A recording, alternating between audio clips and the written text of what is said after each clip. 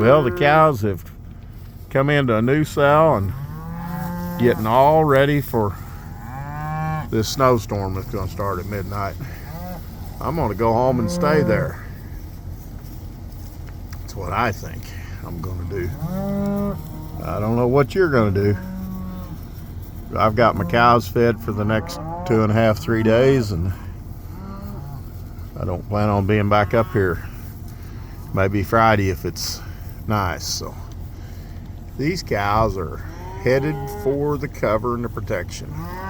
Wind chill's got it feeling about like 13, so the air is really wet and the snow is coming in northwest Missouri. So Natural Grandma, we're just wishing you was having this good a day. Click on that link right in the middle, it'll take you to a longer video of this.